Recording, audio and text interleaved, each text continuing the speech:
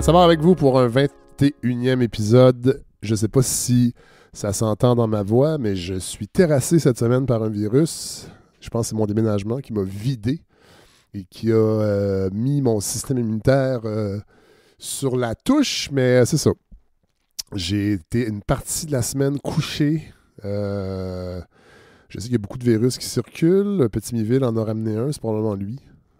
Ce salaud qui m'a passé ça. Mais en tout cas, il y a quand même un épisode, je suis content. Je ne vais pas vous parler longtemps au début parce que je veux qu'on se reparle à la fin, mais je vous le dis tout de suite, c'est un épisode très CPE. Mais en fait, j'ai répondu à l'appel de la CSN qui m'a écrit. Il y a un responsable des coms qui m'a écrit pour me dire « Hey, ça te tente-tu d'avoir une négociatrice des CPE? » Et bon, moi, je le vis ici parce que Miville est à la garderie et on a eu des journées de congés forcés parce que les éducatrices sont en négociation.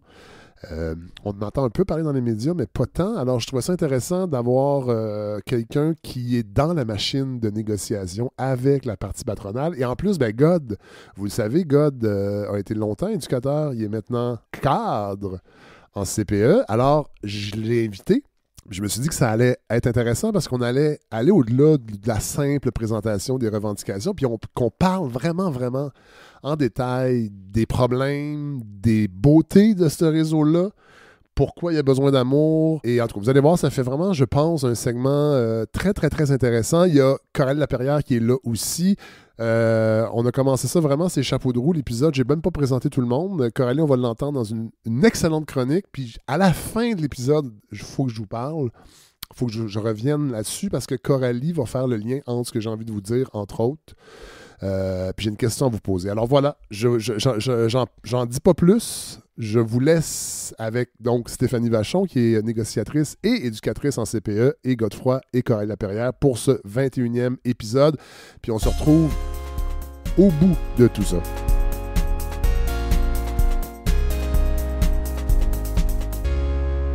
Bon, alors c'est peut-être une nouvelle ère qui commence. Là, présentement, on est dans une librairie. La librairie Résonance, sur la rue Beaubien. C'est mélangeant, il y a des disques partout. Oui, en fait, c'est une librairie spécialisée en musique, entre autres. Alors, si vous voulez lire sur la musique, vous venez ici et vous allez tout trouver. Alors, on va faire une tournée comme ça de plusieurs librairies dans la région de Montréal et peut-être même à l'extérieur de Montréal pour s'imprégner des livres. Il faut toujours être bien entouré de livres. Godefroy, comment ça va? Ça va très bien. Ouais. Très bien. Je suis pas mal excité de la rencontre d'aujourd'hui. Oui. On va la présenter tout de suite. Stéphanie Vachon, bonjour. Bonjour. Parlez-nous de vous. Ben, en fait, nous, on est en pleine négociation avec le gouvernement. Qui ça, nous? Nous.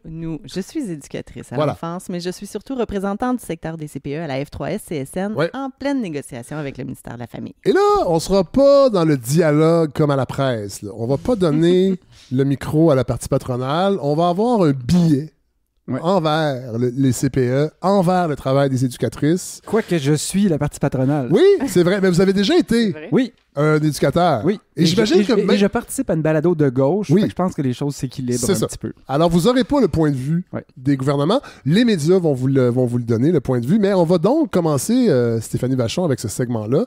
Parce que vous êtes donc éducatrice et vous allez négocier. Là, on enregistre. On est mercredi le 19, mais demain...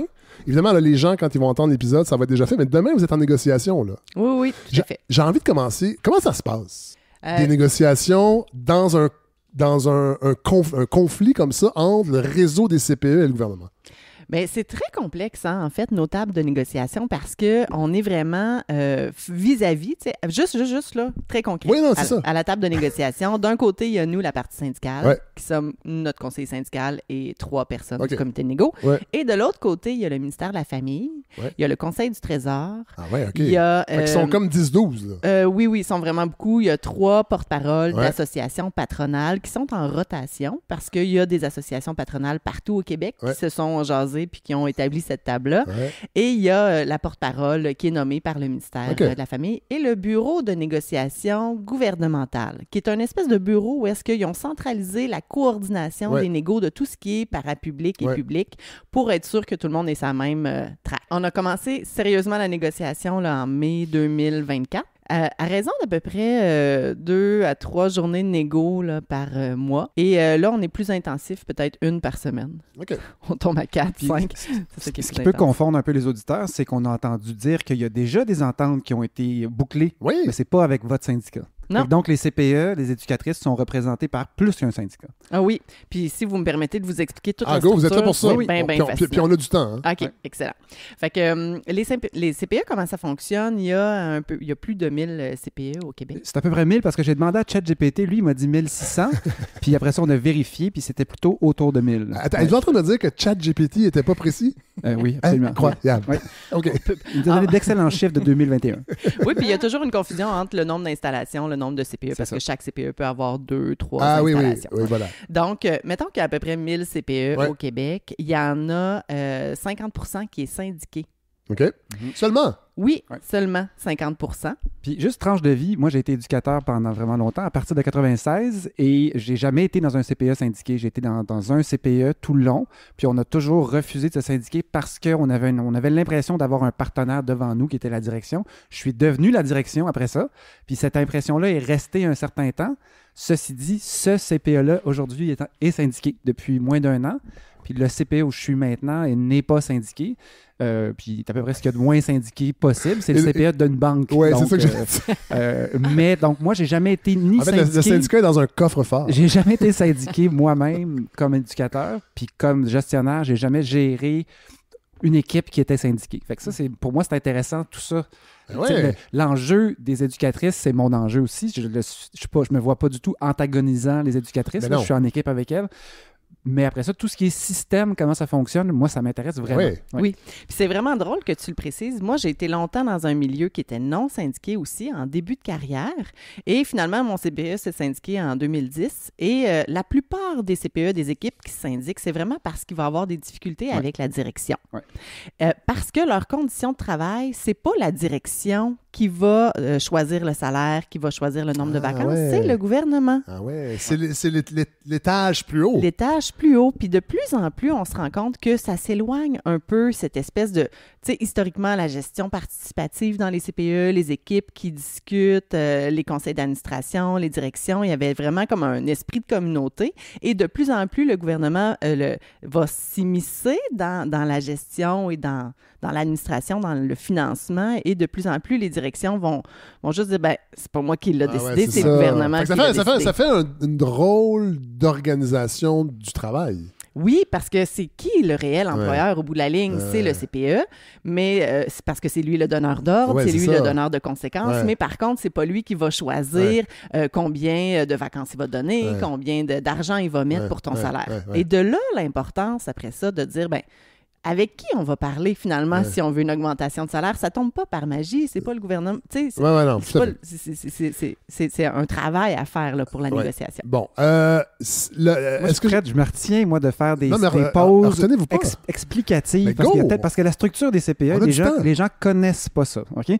En réalité, la partie patronale des CPE, ça va être la direction générale, puis son équipe de direction adjointe. Ça dépend de la dimension du CPE. Nous, on est très gros, donc tu as une directrice générale. Puis tu as après ça les directeurs adjoints, puis tu peux y avoir une adjointe administrative, puis ensuite toute l'équipe d'éducatrices et parfois du personnel aussi complémentaire. Mais au-dessus de la directrice générale, il y a un conseil d'administration de parents. Alors, c'est des parents qui sont sous le conseil d'administration et qui n'ont, eux, qu'un employé, la DG. Et si les choses vont bien, ce conseil d'administration-là a reçu une formation qui lui précise son rôle. Fait que toi, ton rôle, tu es là comme parent, mais tu n'es pas là parce que tu n'étais pas content de ton éducatrice l'année passée. Ah, okay. Mais ça, c'est dur de faire la part des choses. Je vais démissionner de ça. C'est pour ça que je vous regarde en vous disant ça, Fred.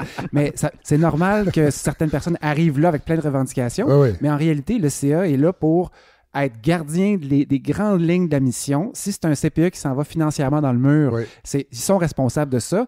Puis là, eux autres, après ça, ils délèguent leur pouvoir à une DG qui est censée en quelque part leur tenir tête aussi, puis dire, moi, je sais c'est quoi la job de DG. Puis elle, après ça, elle gère son CPE, puis elle a des enveloppes qui arrivent directement du ministère et avec lesquelles elle ne peut pas beaucoup jouer.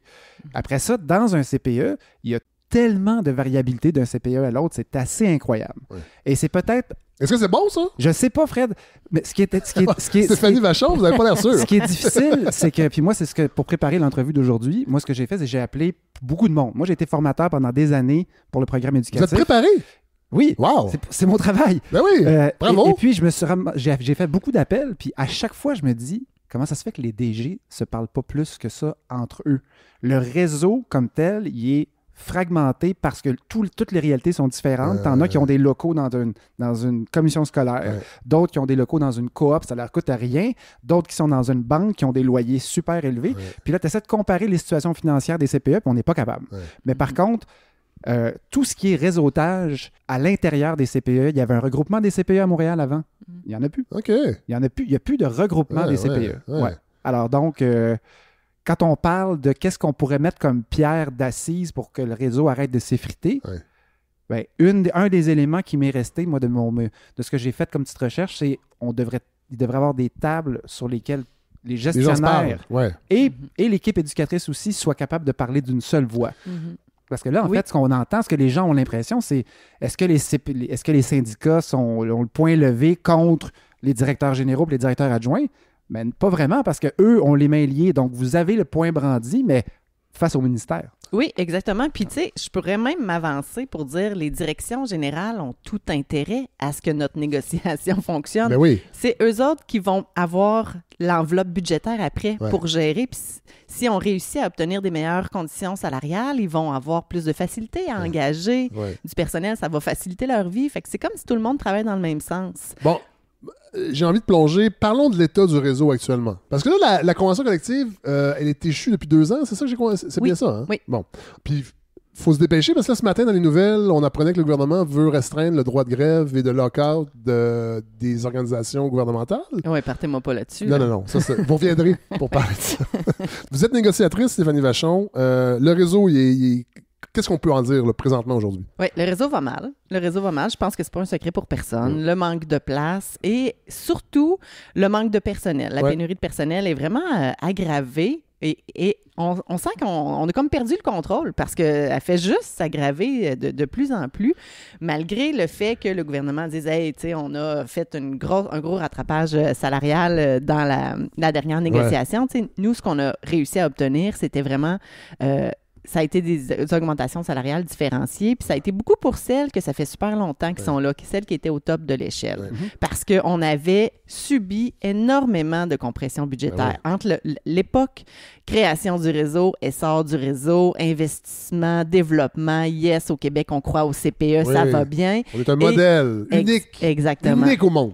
Et après ça, il y a quelqu'un, quelque part, qui a mis les breaks dans cet investissement-là et qui a dit, là, il y a trop d'argent dans les CPE, ça nous coûte trop cher. Puis nos amis dans le parti aimeraient ça ouvrir des garderies privées, fait que là, on va développer le privé. Oui, exactement. On les nommera pas. On les nommera pas, mais c'est vraiment ça qui est arrivé. Et ça a été... en rouge. C'est déjà que c'est bien en rouge. Je rappelle souvent cette anecdote, mais j'étais dans le bureau de Dominique Anglade parce qu'elle était députée de Saint-Henri. En tout cas, je me rappelle jamais du nom de la circonscription, mais c'est vraiment le sud-ouest, là, Saint-Henri à Montréal. Et j'avais dit, mais les libéraux, vous êtes anti-CPE. Puis elle m'avait dit, j'avais dit non, vous êtes pro-privé. Puis elle m'avait dit, mais non, très sérieusement. Alors que tout ce qu'on voyait se développer comme nouvelle place sous eux, c'était les garderies privées, puis que le discours ambiant était les CPE, c'est un trou sans fond, on est capable de faire de la qualité dans les garderies privées, passez-nous la POC, puis profitons de l'expertise. Les amis du parti ont été arrêtés. Profitons de l'expertise du privé. Parce qu'ils ont reçu des permis. En tout cas, bon. Voilà. J'avais oublié cette affaire-là. C'est vrai, ça. Moi, je me rappelle très bien, ma DG a eu des réunions avec une espèce de promoteur qui disait si tu me passes la POC, moi, tu vas avoir ton permis, ce sera pas compliqué. Ben non, c'est ça. Et laissez-moi vous expliquer Il y avait des grosses bagues. Pourquoi ça fonctionne pas avec les garderies privées. Et pourquoi, justement, ça a été un problème de vision. Parce que le financement, le principe du CPE, c'est un organisme à but non lucratif qui est géré par des parents, par une direction générale et que tout l'argent qui est généré est réinvesti dans le bien des enfants. Versus garderie privée qui va recevoir l'argent du gouvernement pour payer sa bâtisse. Et les propriétaires de garderies privées le nomment là, à des tables de concertation. Je l'ai entendu de mes oreilles. C'est mon fonds de pension, cette bâtisse-là. Vous ne pouvez pas me le prendre, c'est à moi cet argent-là. Et l'argent n'est pas investi après ça à la même hauteur. Non. Dans les services, par dépendamment. exemple. Parce qu'ils veulent se dégager une marge de profit. Exactement. Moi, j'ai déjà été rencontrer un directeur de garderie privée parce que l'équipe venait de se syndiquer et il dit, là, je vais vous faire ça en une plus belle phrase que ce que j'ai entendu. Allez-y, au départ du Canada, on peut dire un petit calice. OK, il dit, bon, je me rappelle plus de ça qu'il a dit, mais fuck, là, ça ressemblait à quelque chose comme ça. Ma business vient de perdre la valeur. À cause du mot du syndicat. Ben oui. Là, je pourrais plus la revendre au même prix. Fait que, tu sais, pour moi, ça a fait comme, OK, toi, t'es là ça, pour faire du cash. Ça, c'est des enfants qui sont gagnants quand ces gens-là parlent. Puis ça, c'est l'argent des contribuables que le gouvernement dit, moi, je crois full aux garderies privées, j'envoie de l'argent là, gérez-le, ça va aller plus vite pour ouvrir des places. Après ça, Stéphanie, il y a deux choses. Tu as les garderies privées, puis tu as les garderies privées qui sont subventionnées. dont les places sont subventionnées au même titre que les CPE. Ça, la moyenne des gens ne comprend pas exactement ce que ça veut dire. Exactement. Puis il peut y en avoir des bonnes, très bonnes, puis il peut y en avoir des très mauvaises. On en a déjà parlé ici, God, mais ça fait plusieurs saisons. Alors, résumez-nous ça. Ce qu'il faut comprendre, c'est que maintenant, ça existe des garderies qui sont privées à but lucratif, mais où les places sont à 9,35 $ comme les... Est-ce que c'est ça le tarif actuel maintenant? 9,10, 9,35, c'est indexé en janvier. Moi, je demande à ma blonde parce que c'est elle qui s'occupe de ça dans notre équipe. En 2024, c'était 9,10, il me semble, mais bref, c'est le fameux 5 $ par jour qui a augmenté, qui est devenu 9 $ et quelques. Ça reste très petit. Et puis, dans le fond, il y a des garderies privées, mais qui offrent le même prix. C'est-à-dire que ils vont avoir les mêmes subventions du gouvernement, mais si jamais ils arrivent à trouver une façon, eux, de générer un profit, ben écoute, non, c'est à eux. En servant du ballonné, par exemple. Par exemple. Mais ceci dit, vous l'avez dit, Fred, il y a des garderies privées qui sont menées par des anciennes éducatrices qui ont le cœur à bonne place, puis qui maintiennent la qualité. Et puis, tu sais, comme on a souvent dit ici, comme moi je l'ai souvent dit, si tu es capable de générer un profit, comme vous, Fred, vous avez un projet de gauche, si vous êtes capable de vous verser un salaire, ça ne fait pas de vous une mauvaise personne. Non. Vous êtes une mauvaise personne pour d'autres raisons. Voilà. Tout à fait. Fait que ça, c'est les garderies subventionnées privées. Tu as les garderies familiales qui sont la plupart du temps affiliées à des CPE. Et donc, eux ont des places subventionnées et on se comptera pas d'histoire, c'est pas payant. Okay? C'est beaucoup, beaucoup d'heures, il faut que tu fasses la cuisine. Et après la pandémie, notamment, ces gens-là sont partis. Il y a des milliers de places qui sont disparues du réseau parce que les RSG, les responsables de services de garde en milieu familial, sont partis. Il y en a qui sont restés, bien sûr. Après ça, tu as évidemment les CPE. Puis là, tu as les garderies privées qui sont vraiment indépendantes puis qui font ce qu'elles veulent. On peut par contre avoir l'impression que c'est aussi subventionné parce qu'il y a quand un parent paye, après les premiers mois, tu vas avoir un retour d'impôt en avance, ce qui fait que c'est un peu moins cher, mais ça ne deviendra jamais aussi peu. Non. Parce que ces places-là peuvent être à 85$ par jour. Tout à fait. Puis là, les gens sont, surtout pour les places poupons, parce que moi, c'est ce que je vois, la liste d'attente de mon CPE pour les poupons sont pleines à craquer. Même si c'est des gens de la banque qui ont priorité, on ne peut pas leur garantir une place à tous. Parce qu'au Québec, depuis le début du réseau, il manque des places poupons, ça ne s'est jamais rattrapé. Et donc, ils doivent se trouver un plan B immédiatement. Puis là, ça va être une place très, très chère. Puis ils vont s'inscrire là, puis ils vont payer. Puis à un moment donné, aussitôt qu'ils vont avoir une chance de rentrer en CPE, quand l'enfant va avoir 1 an ou 2, ils vont y aller. Mais donc, place privée subventionnée, CPE, milieu familial. Y a-t-il d'autres choses? Et là, la différence dans tout ça, c'est les services. Ils sont soumis à la même réglementation, par contre, mais la surveillance n'est pas nécessairement la même au niveau gouvernemental. Parce que ils ont une reddition de compte, semblerait-il, mais moi, j'ai entendu des affaires qui n'avaient pas de bon sens dans les garderies privées, là, qui est une espèce de racket de business, genre l'entreprise est propriétaire de la bâtisse et se loue lui-même un loyer pour sa garderie. Puis, les conditions de travail de ces filles-là, j'en ai qui sont syndiquées à la CSN, ça n'a aucun sens. Vraiment, encore vraiment pire. Puis là, on va ouvrir une parenthèse parce qu'il y a des libertariens qui vont nous écrire pour dire, les mauvaises garderies privées, ils vont fermer vu que les clients... non, vu qu'on est en pénurie... Il n'y a pas de place. Il n'y a pas de plan B si tu as juste ça dans ton quartier. Il y a quelque chose de particulier. C'est qu'une fois que tu choisis un milieu, ton enfant s'adapte. Puis toi aussi, tu t'adaptes, puis tu crées une relation de confiance parce qu'il y a du bon monde pareil qui travaille là-dedans. Bien sûr. Puis éventuellement, ce qui se passe, c'est que là, tu as une opportunité de changer. Puis là, tu te dis, écoute, ce ne sera pas forcément mieux où je m'en vais. Et tu ne sauras jamais de quoi ça a l'air un niveau de qualité d'un bon CPE versus, on va mettre ça au pire, une vraie mauvaise garderie privée. Là, tu ne sauras pas tant que tu ne vas pas changer, entre autres parce que ton enfant revient presque tous les jours avec un super beau bricolage. C'est vrai. Et ça rassure. Mais si le bricolage il est trop beau, ce n'est pas normal. Il faut que le bricolage soit vraiment dans l'inspiration du moment. Fait que si ça a l'air de rien, c'est ça qui est... C'est exactement. J'imagine qu'on ne parle pas beaucoup de bricolage dans les négociations actuellement. Non. Le manque de place, il manque combien de place? Parce que ça aussi, il y a des informations contradictoires.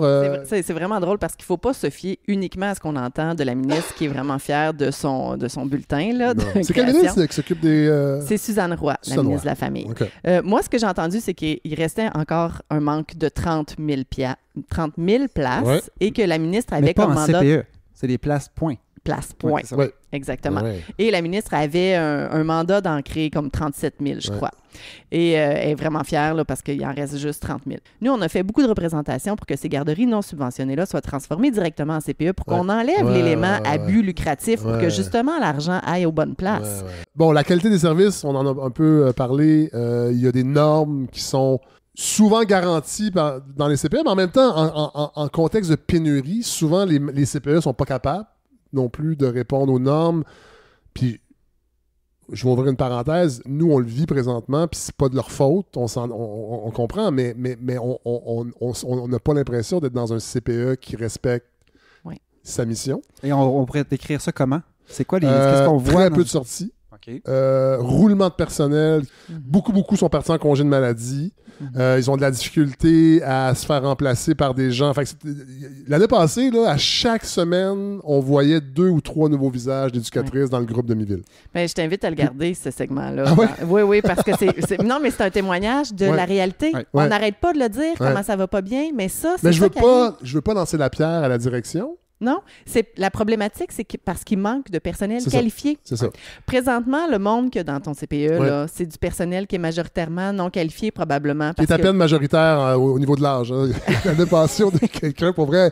Je pense qu'elle sortait de son secondaire 5. C'est ça. Très bien intentionnée, mais elle était comme... Mais ça marche pas, c'est parce qu'on peut pas s'improviser éducatrice. Mais non. Tu sais, on a une qualification, là, c'est 3 ans d'études collégiales, on est spécialiste dans le développement de l'enfant, on sait comment intervenir auprès des enfants, on a un coffre à outils super bien rempli. Quand j'arrive dans mon groupe de 8 enfants, puis que ça se désorganise, ça se mord, j'ai du couscous partout, j'ai une couche qui déborde, j'en ai un autre qui est en apprentissage. Il y a de l'entrisme dans les CPE avec le couscous. Mais... Ce que je voulais dire, c'est que, tu sais, j'ai un coffre à outils super bien rempli. Je vais être capable d'intervenir. Oui. Le gouvernement, présentement, il dit, hey, savez-vous, un adulte, n'importe qui. Mais ça, même des écoles. Les enfants. Exactement. Mais la fille qui arrive, là, elle n'a aucune qualification. Elle ne le sait pas qu'est-ce qu'il faut qu'elle fasse. Elle va être complètement débordée. Elle va partir en pleurant en fin de la journée. Elle va s'être faite mordre. Elle va en avoir perdu. Peut-être à sa pause, même. Peut-être à sa pause qu'elle va partir. Sortir la gouache. Souvent, ça ne suffit pas pour calmer. Non, c'est une très mauvaise idée. Faut que tu sois en contrôle de ton groupe quand tu sors la gouache. Ça, puis le bac à eau. Je vais faire un petit point sur des éléments importants de la qualité. Okay? Vous en avez nommé un qui était la stabilité du personnel. Après ça, si ça peut être du personnel incompétent, ça, c'est autre chose. Mais juste qu'il soit toujours là pour construire quelque chose avec ton groupe d'enfants, l'attachement. Si tu es éducateur, si tu n'as pas de connexion avec ton enfant, là, ça va être très, très difficile de l'épauler, surtout si c'est un enfant plus fragile. Stabilité du personnel, là, ça, c'est un indice. Si ça roule comme ça, là, c'est pas bon pour les enfants, c'est certain. Non. C'est très difficile pour le personnel aussi. Oui. Après ça, tu as la formation initiale. La qualité de la formation initiale, vous avez nommé le DEC. Ça, c'est un des chemins pour devenir éducatrice. On peut aussi faire une AEC, qui est un DEC, mais sans un paquet de cours obligatoires. On fait juste les cours là, choisis en petite enfance. Puis après ça, il faut que tu fasses un 3 ans de travail comme éducatrice pour être reconnu formé. Tu échanges tes 3 années de formation, mais tu n'as toujours bien pas un DEC. Tu as seulement une AEC. Puis après ça, il y a toutes sortes d'autres programmes qui existent, dont on ne rentrera peut-être pas là-dedans. Mais donc, d'avoir du personnel reconnu, formé, qualifié, ça, c'est un élément clé de la qualité. Ça a été mesuré, entre autres, par les gens de l'UQAM qui s'intéressent depuis des années au contexte à la qualité des contextes éducatifs. Après ça, il y a le milieu où les filles arrivent, où les éducatrices arrivent. Si c'est un milieu de marde, comme on les appelle dans le milieu, si tu arrives dans un milieu de marde, un CPE de marde ou une garderie de marde, même si tu as eu une super formation, ton niveau de qualité de travail, là, il va baisser en chute libre. Et donc là, tu commences par où? Si tu es un CPE de marde, il faut que tu ailles chercher des nouvelles diplômées de qualité. Puis une à la fois, va faire que ton milieu va basculer du côté de la qualité. C'est ce qui m'est arrivé, moi, à mon CPE en 96. C'était un CPE qui roulait pas mal tout croche. Fred, vous avez déjà travaillé là. Oui. Pour vous dire comment ça roulait tout croche, ils m'ont engagé un été. C'est ça, avec votre formation qui était assez limitée, je pense, en termes de petite enfance. Ah, ben j'étais décrocheur à l'université en philo. C'est ça. Et vous aviez une mauvaise relation avec votre père. En plus! Et alors, vous mettez ça ensemble. On fait bien des blagues, mais c'était un CPE avec des gens bien intentionnés, mais qui roulaient pas mal tout croche. Tu as dit, je faisais du remplacement du groupe le plus vieux. J'étais pas, c'est ça. D'excellent. On a eu beaucoup de plaisir. On s'en souvient. Les enfants, on ne sait pas, mais nous, on a du plaisir. Mais on aime assez les éducateurs mâles. Pour vrai, ça fait une grosse différence. Imaginez, tant qu'à parler de mâles, c'était Savard qui était là. En tout cas. Mais tout ça pour dire que ce CPE-là, moi, je l'ai vu se professionnaliser. Quand vous parliez du portrait du réseau, là, moi, je garde toujours cette idée-là en tête, c'est-à-dire un réseau qui était en accélération, qui était en développement. Puis là, on le sentait. Puis là, je me disais, il n'y a pas encore assez d'éducatrices qui ont de l'allure pour renverser la situation. Puis à un moment donné, c'est arrivé. On s'est mis à parler de pédagogie, on s'est mis à parler de qualité. Puis là, éventuellement, la directrice qui était là est partie. Puis depuis ce temps, ce CPE-là s'est professionnalisé et je pense que ça s'est passé à la grandeur du réseau entre 96, 97 et 2011, 12, 13, quand les libéraux sont arrivés. Mais ça, Stéphanie Vachon, vous êtes négociatrice. C'est une problématique qu'on ne peut pas régler à la table de négo, là. Oh, ben oui. Comment on fait? Il y a place parce que pour inciter les jeunes étudiantes à choisir le DEC en petite enfance, il faut que le métier soit reconnu et valorisé. Et ça passe par le salarial. Oui. C'est prouvé, les études qualité arrivent à la même conclusion. Nathalie Bigra, entre autres, a fait une étude là-dessus spécifique. C'est prouvé qu'il faut augmenter le salaire d'entrée. Là, les jeunes, qu'est-ce qu'ils font présentement quand ils choisissent leur DEC? Là, ils disent, hey, si je vais travailler dans ce milieu-là, de un, mon salaire d'entrée, il est vraiment trop bas. Mon salaire c'est quoi le salaire d'entrée? Il est à 21,65 à l'heure actuelle. Quand tu es formé. Quand tu es qualifié. Mais ça, sur une base annuelle, mettons, à temps plein? Je pense que ça représente 39 000. Ouais. Et ça va prendre 4 ans. Si tu es monoparental, là, tout seul dans une maison, le loyer que tu vas réussir à te payer, admettons qu'on parle de Montréal, tu risques de ne pas être proche de métro. Oui. Puis ça va te prendre 11 ans avant d'atteindre le top de l'échelle salariale, qui est à 30 $ de l'heure. Fait que là, c'est la technique la moins bien payée de toutes les sciences, disons, molles. C'est fou, ça. Oui. Vraiment. Fait que là, et en plus, quand tu fais cette technique-là, tu as une seule voie de sortie. C'est le seul métier que tu vas pouvoir faire. Tandis que si tu fais éducatrice spécialisée, tu vas pouvoir travailler dans plein de milieux, tu sais, dans les écoles, dans les hôpitaux, tu as comme plein de sorties. Si tu fais l'éducation à l'enfance, tu peux travailler en CPE, garderie privée, ou tu peux devenir technicienne au service de garde scolaire. Et tu seras beaucoup mieux payé qu'en CPE.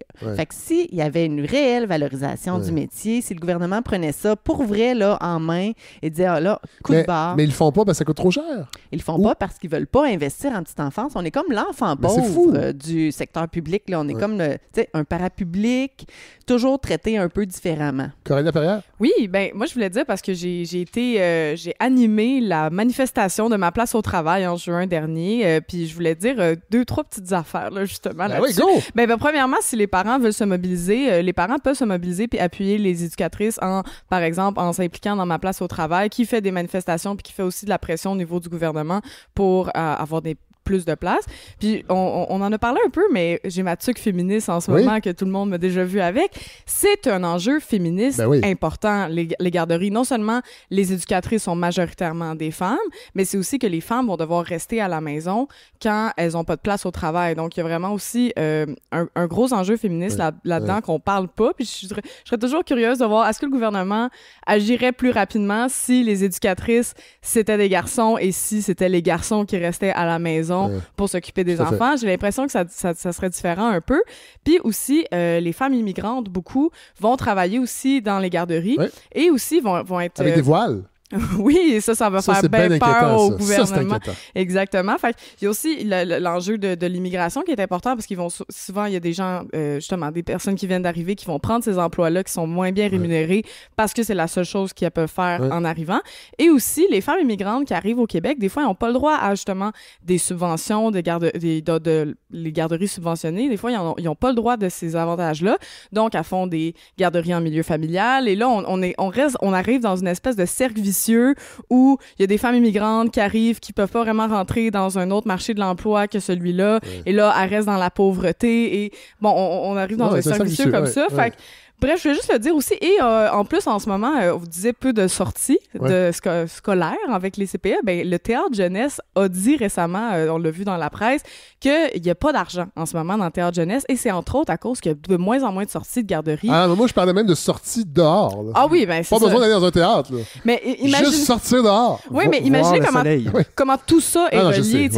J'aimerais ça qu'on se rappelle de ça aussi, que comme les parents sont impliqués, les femmes sont impliquées, les nouveaux arrivants, nouvelles arrivantes sont impliqués là-dedans, et aussi le milieu culturel jeunesse pourrait être impliqué là-dedans. Donc c'est comme un gros toute une clientèle que le gouvernement aime beaucoup. Oui, exactement. Les artistes et les immigrants. Exactement, mais si on mettait tout cet argent-là là-dedans, on pourrait vraiment régler presque plein de problèmes à la fois, puis je trouve ça un peu fou que les gens voient pas tous ces fils-là qui se tissent entre eux. Puis on le sait que c'est prouvé fiscalement,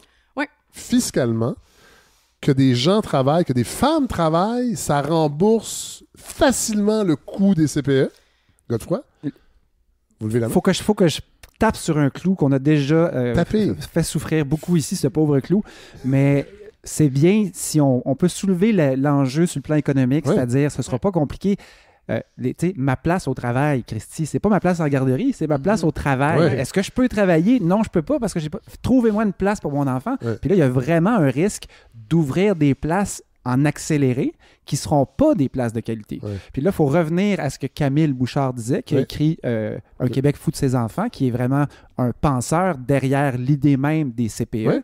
Et l'idée, ce n'est pas d'être un service pour permettre aux gens d'aller travailler et participer à l'économie. Ouais. C'est pas ça l'idée des CPE. L'idée des CPE, c'est d'être une partie prenante du parcours scolaire et de citoyen des enfants. Et l'investissement dans un CPE de qualité, dans un endroit comme le Québec, où il y a beaucoup de pauvreté puis de personnes qui sont à risque, des nouveaux arrivants qui ont besoin d'être bien accueillis, si vous les accueillez seulement à la maternelle, il y a un méga choc et on passe à côté de... Mais Godefroy, je suis d'accord avec tout ça. Ouais. Mais j'ai pas l'impression que collectivement, c'est des arguments qui sont convaincants, alors que, je sais pas Stéphanie, c'est vous qui êtes à la table de négociation, mais de faire comprendre aux gens du gouvernement qui sont des top guns de l'économie, que plus de garderies, c'est plus de gens qui travaillent, c'est plus de recettes fiscales, c'est plus de matchs de hockey qu'on peut payer pour faire venir des équipes de l'extérieur, parce que je pense pas que la qualité du préscolaire, là, c'est quelque chose,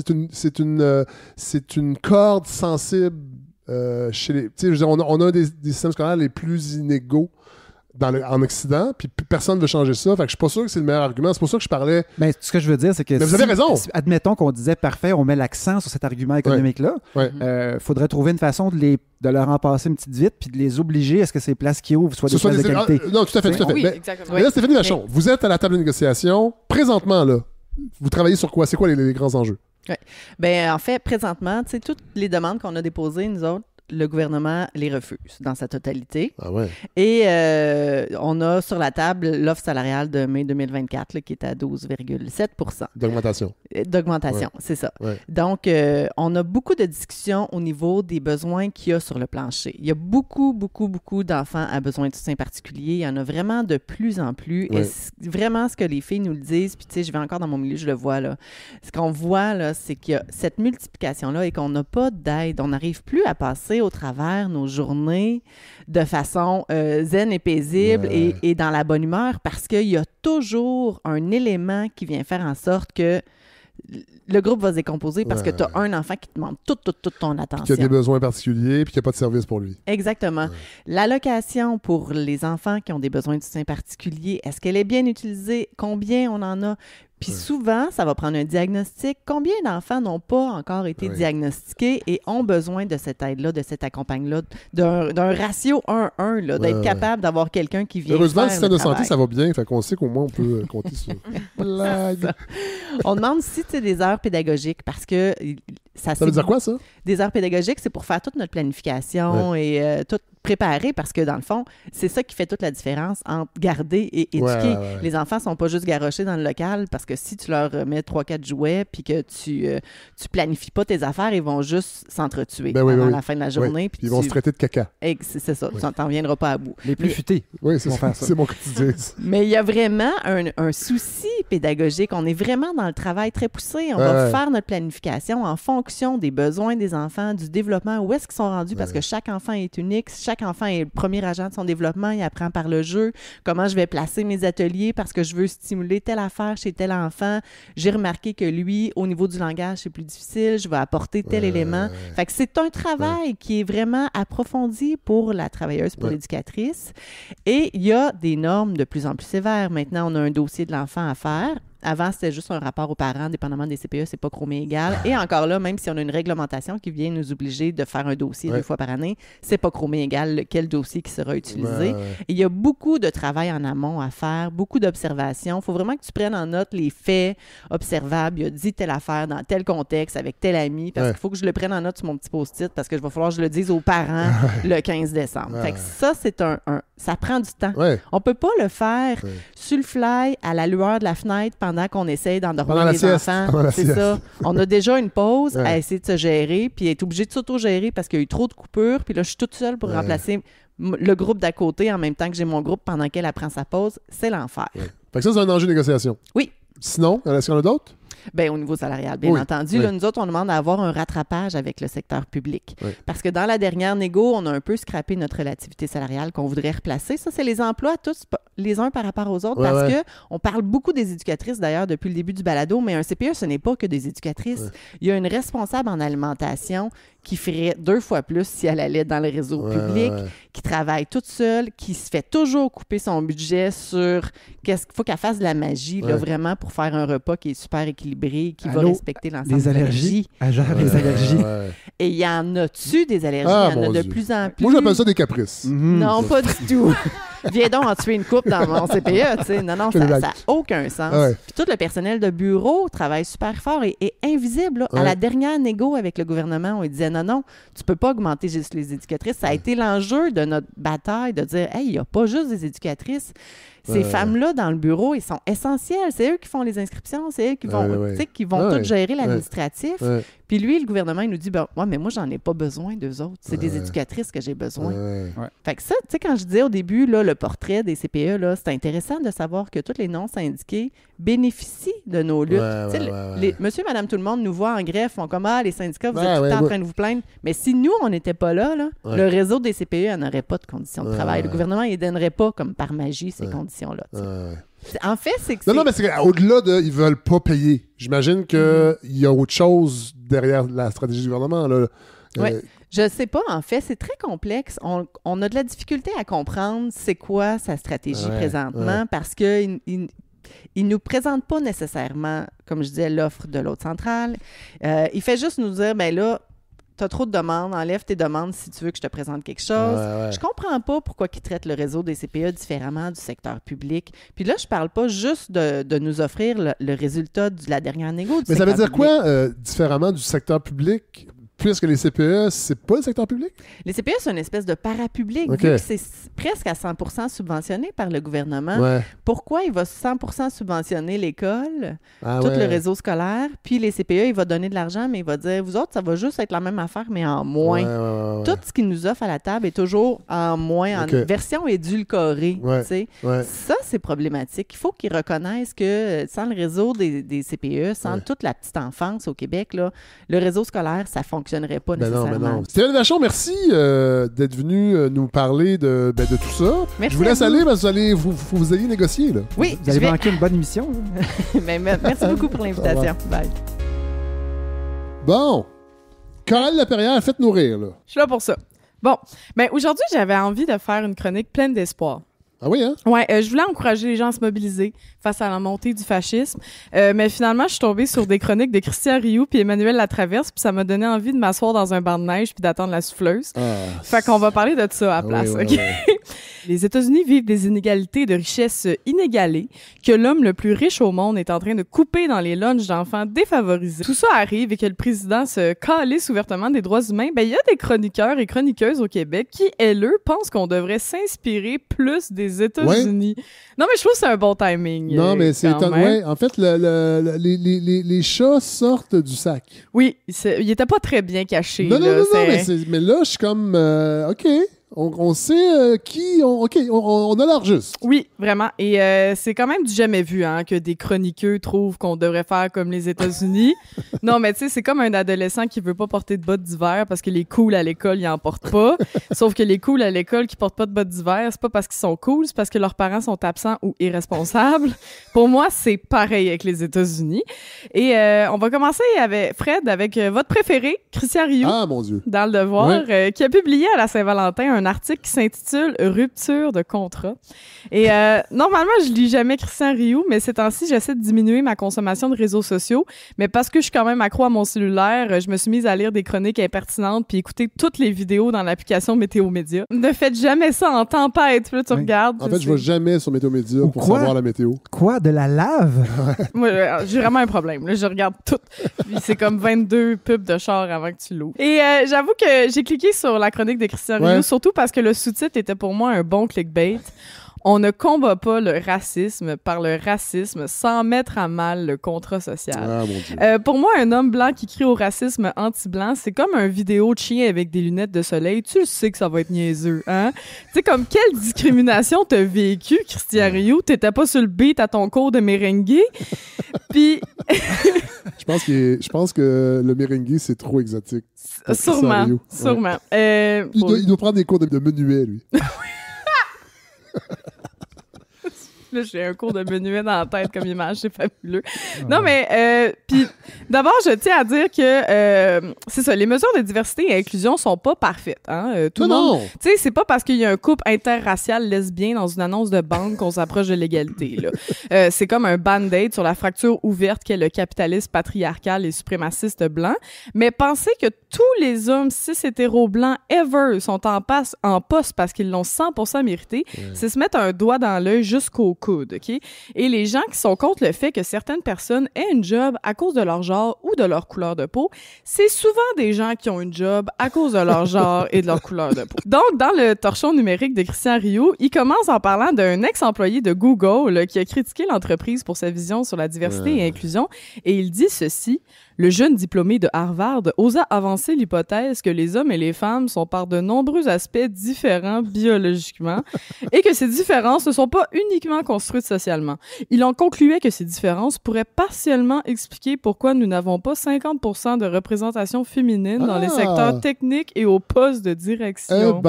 Bon, déjà, en quoi les différences biologiques entre hommes et femmes ont rapport avec tes qualifications pour un poste de direction? Faut-tu prouver qu'on est capable de bencher le bureau qu'on va occuper?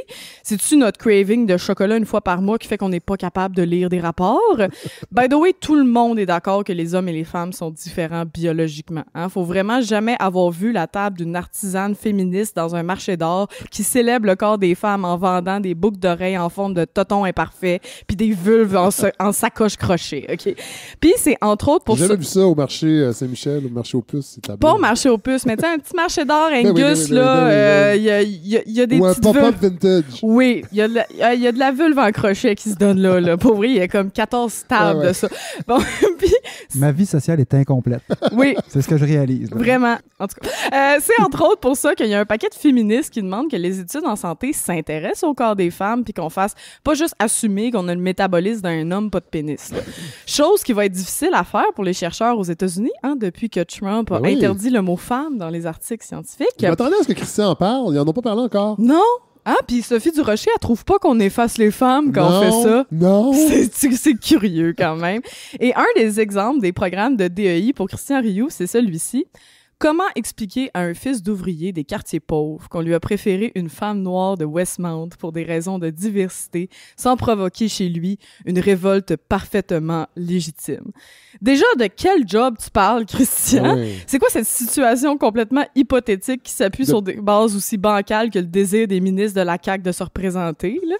Puis Westmount, c'est ça son référent de 1982 pour parler d'un quartier riche au Québec. Comme lui, ça fait longtemps qu'il n'a pas visité Saint-Lambert puis Candiac, là. Puis un fils d'ouvrier de quartier pauvre. Ouais. Déjà, quel ouvrier? Des jobs ouvrières au Québec, il en reste genre 14, puis il y en a 12 là-dedans qui sont occupés par des personnes immigrantes. Puis quel quartier pauvre? Comme, il est même pas capable d'en nommer un parce que ce dont lui il se rappelle sont tous gentrifiés. Oui. Puis pourquoi sont gentrifiés? À cause d'hommes blancs qui se sont ouverts des dinettes avec des plats à 32 piastres présentés sur des planches de bois. Je trouve que ces temps-ci, la majorité du commentariat de droite, c'est « Et si ce scénario complètement hypothétique arrivait? » Hein? Non, mais ils sont là à parler du danger imaginaire des femmes trans dans les toilettes publiques, alors que la priorité des féministes, c'est plutôt l'équité puis la fin de la violence faite aux femmes. Mais quand on dit ça, on se fait traiter de radical. Et à entendre parler de la droite, la gauche passe 100% de son temps à censurer des professeurs d'université pour revendiquer des privilèges exclusifs aux femmes voilées trans albinos en chaise roulante. Puis là, évidemment que la gauche va défendre les droits des minorités et des personnes opprimées, mais jamais ils vont parler de tous les autres combats de la gauche, hein, comme l'accès au logement, la crise climatique, la lutte à la pauvreté, l'accès aux soins de santé et à un salaire décent, l'arrêt du génocide en Palestine, puis le respect de base en général. Faudrait surtout pas sous-entendre qu'un synonyme d'être woke, c'est avoir de l'empathie. Bref, Christian Rioux termine avec une citation d'un économiste afro-américain, Thomas Sowell, qui est probablement une des personnes noires préférées des gens qui disent la phrase « je suis pas raciste, mais ». Il dit « La prochaine fois qu'un universitaire vous dira à quel point la diversité est importante, demandez-lui combien il y a de républicains dans son département de sociologie. » Bon, déjà, être républicain, c'est pas une identité, c'est une opinion. Puis s'il n'y a pas de républicains dans un département de sociologie, c'est un peu la même raison pourquoi il n'y a pas de climatologue, climato-sceptique ou d'épidémiologiste anti-vax. Okay? Puis sinon, un autre beau torchon, la même journée, ça a été une chronique d'Emmanuelle Latraverse. Oui! Elle a viré, hein, pas mal. Dans le Journal de Montréal, et ça se titrait « Elon Musk et son Doge doivent servir d'inspiration au Canada. » Ouais. Puis là, j'en parle pas juste pour vous fâcher, là, c'est pour qu'on commence à se créer une liste pour le prochain procès de Nuremberg, OK? Puis là, excusez pour le point Godwin, mais quand je lis que Elon Musk devrait être une inspiration pour le Canada, j'ai l'impression de lire que, pour vrai, Hitler avait des bons côtés. Ben oui! Non, mais faut dire que les babines suivaient les bottines. Hein? Il y avait le courage de ses ambitions, tu sais. Alors, ça commence, elle dit « Elon Musk polarise. Ses admirateurs le vénèrent, ses détracteurs le conspuent. Les dernières semaines n'ont rien fait pour apaiser ce clivage. » Le clivage, hein? Non, c'est vrai, on est tellement divisés, les nazis puis les anti-nazis, tu sais.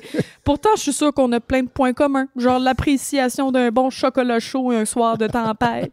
Puis là, elle poursuit. Ces conflits d'intérêts, ces méthodes brutales, possiblement anticonstitutionnelles, ont braqué bien des gens. Et pourtant, l'exercice qu'ils mènent a du mérite. J'aimerais beaucoup ça qu'on cite ce passage-là quand les premières images d'horreur des camps de concentration de migrants à Guantanamo vont sortir. Là. Ça serait le fun. Ça va mal vieillir, je pense. Et elle poursuit. Elon Musk est un vire-capot. Donald Trump est un mégalomane enivré par son pouvoir. Ensemble, ils forment un duo toxique. Et pourtant, qui d'autre s'est donné la peine de passer au peigne fin chacune des dépenses de l'État, ligne par ligne, dollar par dollar? Personne. Lui, il a fait ça en 36 heures. Oui, non, il a fait ça avec vite. Puis son fils. Avec 4 de 20 ans. Ouais. Avec... Puis elle pense que ça a été bien fait. Oui, ligne par ligne. Ouais. Ligne par ligne. Genre, ça existe-tu quelqu'un de moins minutieux que Donald Trump? L'avez-vous vu signer des décrets? Il se les fait expliquer. Puis là, il signe sans les lire, comme un parent pressé qui signe la sortie scolaire de son kid à Saint-Jean-de-Mata. Puis Elon Musk, je pense que la seule façon pour lui de comprendre les dépenses de l'État, c'est quand on lui explique avec des mimes. Puis quelles dépenses passées au peigne fin? Est-ce qu'à part de l'histoire des 50 millions de dollars pour des condoms pour le Hamas, hein? Alors que USAID a dépensé $0 sur des condoms dans tout le Moyen-Orient. Puis pour vrai, même si le 50 millions de dollars pour des condoms, c'était vrai, c'est comme un pet comparé aux 17,9 milliards de dollars qui ont été donnés à Israël depuis le 7 octobre 2023. Ça doit faire beaucoup de condoms quand même. Et elle poursuit, à Québec comme à Ottawa, les gouvernements se sont lancés dans une révision des programmes. On prétend faire le ménage, mais dans les faits, on n'y arrive jamais. Pourquoi? La machine protège ses chasses gardées, puis la classe politique craint les controverses et achète la paix. Parce que lui, Trump, il protège pas sa chasse gardée. Hein. L'abandon des poursuites contre le maire de New York, c'est un hasard. Hein. Puis c'est sûr que Elon Musk est totalement impartial quand il fait donner 8 millions de dollars par jour par l'État américain. Puis là, elle cite des dépenses farfelues et sa source, attention, c'est Rebel News. Ah ouais, ça c'est fou. Rebel News. Rebel News. Comme, moi, ma grand-mère m'envoie des nouvelles générées par l'intelligence artificielle plus crédibles que ça. Non, c'est fou, ça. Puis on dirait que la droite a fait comme si elle était la seule et unique critique des dépenses publiques. Ouais. Hein? Comme si la gauche, on n'avait jamais dit un mot sur le match des Kings, les comités de sages, le panier bleu, le pipeline de Trans Mountain acheté avec notre argent ou le salaire de Bernard Drinville en général. Et la gauche, on critique jamais ça, nous. Non, la gauche, nous, on paierait aveuglement. Là, parce qu'on n'est pas bon en économie. Non, c'est ça. Ouais. On parle pas d'argent. On a peur de parler d'argent. Non, parce qu'on est subventionné. Non, c'est ça. Moi, ça me fait rire. D'ailleurs, parenthèse, moi, ça me fait rire quand on dit que au Québec, on n'aime pas ça parler d'argent. Ça paraît que c'est des riches qui parlent de ça parce que moi, chez mes amis pauvres, on parle toujours d'argent. Ben oui. Comme on parle toujours du fait que notre loyer coûte cher, c'est rendu plus cher à la STM. On parle constamment d'argent. Fait que clairement, c'est juste les riches. La théorie, c'est que le tabou, c'est de parler des gens qui ont de l'argent. Si quelqu'un dans un souper va dire « Hey, moi, je la fais la pièce », ben là, on va se retourner contre lui puis ça va être mal vu de parler d'argent. Ben surtout parce que si t'es pauvre puis tu parles avec du monde pauvre puis tu dis que t'as pas d'argent, je pense qu'on est capable. Ça compte pas dans la tête des riches. Non, c'est ça, mais on parle pas d'argent au Québec. Puis tout le monde est d'accord pour questionner l'argent public. C'est juste que la gauche pense qu'on devrait investir dans l'éducation, la santé publique, l'environnement, puis la droite pense qu'on devrait baisser les impôts puis acheter des nouveaux guns à la police. Puis, il y en a plein des dépenses publiques que j'aimerais qu'on re-questionne. Par exemple, les crédits d'impôt pour les abonnements numériques. C'est vrai. Hein? Ça te donne un crédit quand tu t'abonnes au Devoir ou au Journal de Montréal. Ben moi, ça me fait pas plaisir que collectivement, on paie 20 millions de dollars par année au fédéral pour payer le salaire de Christian Rioux puis d'Emmanuel Latraverse. Puis là, je dis pas que je suis contre le fait de donner de l'argent aux médias d'information. Non. Mais je pense que pour être un média d'information, il faudrait d'abord qu'il y ait de l'information. Vous savez qu'en France, il y a un gros scandale présentement avec François Bayrou qui aurait fermé les yeux sur un scandale sexuel dans une école catholique. Et j'attends, à la fin des années 90, François Bayrou est le nouveau premier ministre, si ma mémoire est bonne. Puis c'est un vieux de la vieille. Et il n'y a pas un asti de ces chroniqueurs-là qui en parlent. Non. Parce que c'est une école catholique. Et on parle de centaines d'enfants qui ont été agressés entre les années 90 et 2005. Et l'affaire Pélico, les viols de Mazane, Christian Rioux n'en a jamais parlé. Non. Imaginez si ça avait été des musulmans qui avaient... Imaginez. Merci, Coralie. Merci. On est là. Il faut se déposer. C'était pas simple de se déplacer de la librairie Résonance jusqu'à ici. Nous fûmes bien accueillis quand même. Par un enfant qui n'est pas au CPE aujourd'hui. Parce qu'il est malade et qui nous traite de caca. Oui, j'avais été averti. Oui. Je pensais pas à quel point c'était vrai, mais c'est vraiment vrai. Godefroy, vous êtes éducateur, j'imagine que tu serais normal. J'ai été éducateur longtemps, puis oui, c'est normal. J'ai même des amis là, qui ont notre âge qui disent souvent caca. Quand ils sont un peu malades, quand ils font de la fièvre, puis qu'ils ont été trop longtemps à la maison, ils disent caca. OK. Oui. Alors, on va faire une petite conclusion? Ben oui. On a ce luxe-là? On a ce luxe-là, puis c'est un sujet qui, moi, me touche très directement. On s'était dit, qu'est-ce qui reste de tout ça? Une fois qu'on a eu cette discussion avec Stéphanie Vachon de la CSN, qui est là comme porte-parole, en fait, représentant syndical des éducatrices. Puis je répète qu'on donne... C'est tout à fait biaisé. Oui, on est vendu. Oui. Et pourtant... Est-ce que vous l'êtes autant que... Ben moi, en réalité, comme j'expliquais, j'ai jamais été syndiqué, de un. Et puis, quand les gens venaient nous voir comme en maraudage, c'était souvent ça avait l'air je trouvais que ça avait l'air des thugs. Très vite comme ça, des gros morons. Et je généralise pas, évidemment, mais jamais on a été tenté d'être syndiqué parce qu'on avait un super bon rapport avec notre directrice générale de l'époque. Puis quand je suis devenu gestionnaire, ben il y a eu un moment où il y a eu une espèce de vague. Puis là, l'équipe m'a dit « Hey, on pense à se syndiquer. » Puis là, j'ai dit « Mais ça, si vous êtes rendu là, c'est parce que vous ne réalisez pas c'est qui notre DG. » Alors, ça, c'était la preuve que le CPE commençait à grossir, puis qu'il y avait comme une distance qui s'établissait. Puis là, ce qu'il m'avait dit à l'époque, c'est « On veut participer aux grandes luttes. » Donc aller au-delà. C'est pas seulement aller chercher des meilleures conditions pour nous ici au CPE. C'est parce que sinon, ce qui se passe, c'est que toi, tu es en. Puis ce que j'ai creusé un peu en préparation de l'épisode, c'était que un CPE qui vient de se syndiquer, comme mon ancien CPE, eux ils n'ont pas eu à voter pour être en grève ou pas. Parce qu'ils n'ont pas encore leur première convention collective.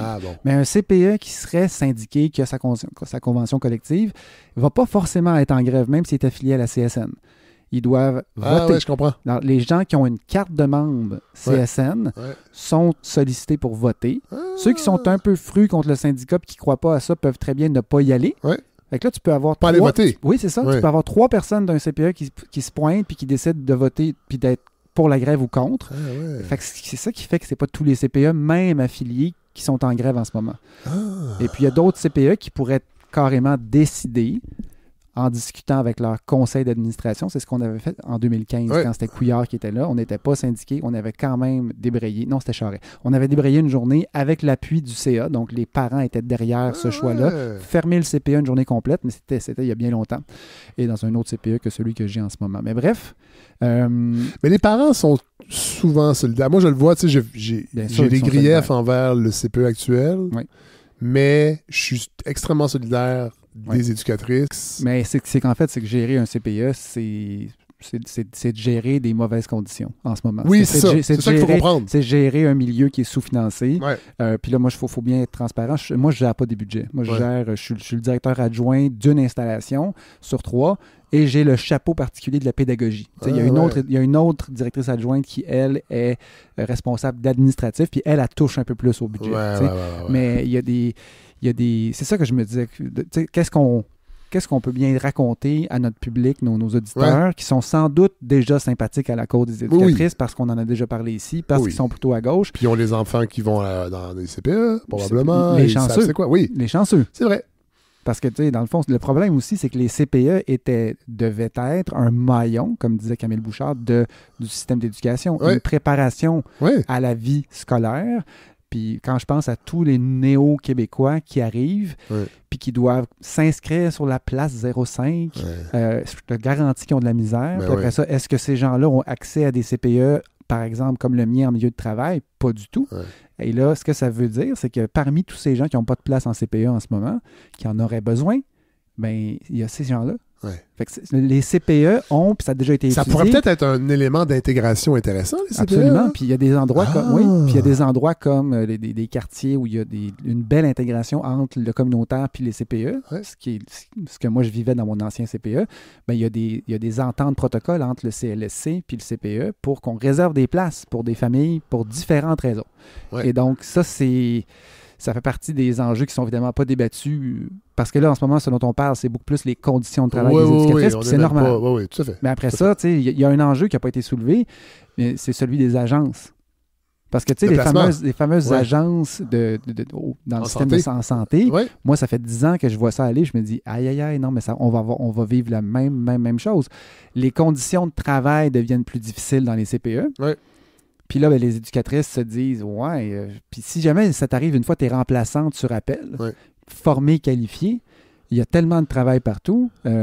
Si tu n'es pas capable de te trouver près de chez toi un vrai job à temps plein, mais tu donnes ton nom à une agence. Puis là, maintenant, ce qui se passe, Fred, c'est que les agences reconnaissent davantage de formation. Ça veut dire que si tu as une formation, mettons, en France, puis tu viens au Québec, moi, comme CPE, il faut que je remplisse des dossiers, puis il faut que je prouve que j'ai fait mes recherches, puis que le diplôme de telle fille qui vient d'arriver d'Europe... tu n'as pas pu le trouver il va être... Non, c'est pas ça, c'est qu'il va être reconnu ici, et donc, je peux la payer au salaire reconnu, formé, qualifié. Tandis que si elle va à une agence, ben, l'agence, elle peut dire, je le reconnais ton diplôme, puis je vais te payer... Ils vont payer plus cher qu'en CPE. Parce qu'ils ont la possibilité, eux, de nous charger de l'heure plus cher. C'est ça. Fait que nous, ce que ça fait, c'est que ça fait il y a certaines éducatrices qui vont choisir de ne pas aller en CPE, puis qui vont aller, parce qu'ils ont vécu des mauvaises expériences dans les CPE où ça n'allait pas bien, ils vont dire, hey, tant qu'à ça, moi, j'ai pas envie de faire partie d'une équipe où ça roule tout croche, je m'en vais à une agence, puis là, puis là, je peux dire, moi, je veux juste des 3-4 ans. Je ne veux pas travailler avec les 18 mois, je ne veux pas de poignard, j'ai mal au dos, ça ne me tente plus. Si tu m'envoies à plus de 20 minutes de ma maison, j'irai pas. En temps normal, quand tu mets toutes ces conditions-là, tu n'as jamais de job. Mais non. Mais là, il y a tellement de pénurie que les bonnes éducatrices se ramassent à avoir des conditions intéressantes en agence. Mais ça, ce que ça fait, c'est que ça va siphonner les éducatrices qui pourraient faire partie des équipes de remplacement permanentes des équipes. Puis là, ce que ça fait, c'est que toi, dans ton CPE, vous, dans votre CPE, quand il manque quelqu'un, qui va remplacer? Non, c'est ça. Si vous allez du côté des agences, ça va être n'importe qui arrive le matin même. Puis ce sera peut-être pas les meilleurs qui vont être là parce que c'est un CPE qui a mauvaise réputation. Oui, c'est ça, j'allais dire. Les gens se parlent en plus dans le réseau. Tu peux te dire, moi, je vais plus à ce CPE-là. Je vais à celui-là. Fait que ça, c'est un des problèmes que, tu sais, quand on parle, le problème principal des CPE, c'est effectivement la rétention du personnel puis d'attirer des éducatrices. Mais avec des agences privées... Ça court-circuite toute la patente. Ça fait que ça fait partie vraiment des enjeux qui sont... difficilement, moi j'ai pas de réponse à ça. Mais non. Puis c'est qu'en plus, dans le financement des CPE, cette enveloppe-là qui couvre les éducatrices d'agence, le CPE, le gouvernement, il est comme aveugle à ça. Il se rend pas compte, lui, dans la façon que nos papiers sont faits, est-ce que c'est un 30 000 $ de mauvaise gestion de tel département ou est-ce que c'est des agences parce que tu étais face à la pénurie? Qui coûte plus cher. Oui. Parce que là, ce qu'on veut, c'est d'attirer des éducatrices vers le milieu, attirer des humains intelligents vers la profession d'éducatrice. C'est ça qu'on veut. Parce que le plus gros problème, puis vous l'avez nommé dans votre CPE, c'est l'instabilité auprès des enfants. Puis l'instabilité est directement reliée avec la pénurie de personnel.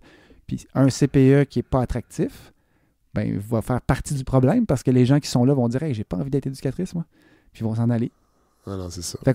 Puis j'avoue, c'est bon, là, on est présentement dans les nouveaux studios. Très joli. De la balado. Très joli. Mais on est dans un quartier où il y a des maternelles. Des prématernelles 4 ans. Mm-hmm. Et on a inscrit le Petit Miville. Parce que, pour toutes les raisons que je vous ai dit tantôt. Oui, vous n'avez pas été convaincu par votre expérience en CPE. Non, mais on est chanceux. Oui. Parce que c'est pas tout le monde. Parce que c'est pas dans tous les quartiers. Oui. Puis c'était premier arrivé, premier servi. Et c'est pas confirmé, mais on était dans les premiers. Fait que je pense que ça va être correct. Là. Puis vous sembliez dire que c'est une prématernelle 4 ans qui a bonne réputation. Oui, tout à fait. Parce qu'il y a aussi des écoles qui sont mal organisées pour accueillir des tout-petits. Là. Tout à fait.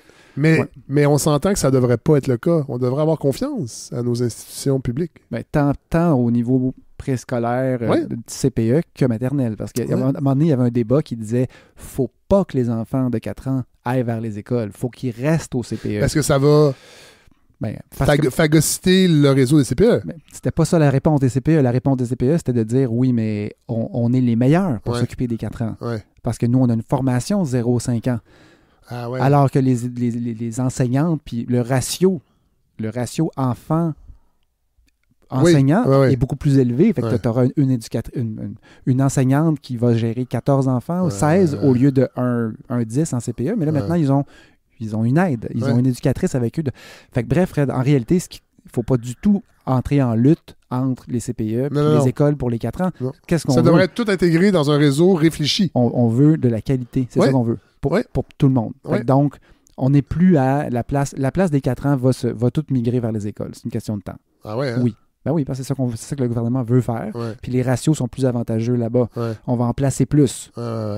Et dans cette optique, pensons à nos néo-québécois qui ne sont pas capables de se mettre à la place 0,5 puis qui anyway, il n'y a pas de place en CPE.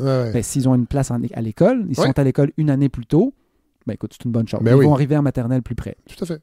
Et donc, faut que les gens comprennent à quel point c'est un enjeu de société qui est important. Qui est important. Puis la lutte syndicale, c'est un des éléments.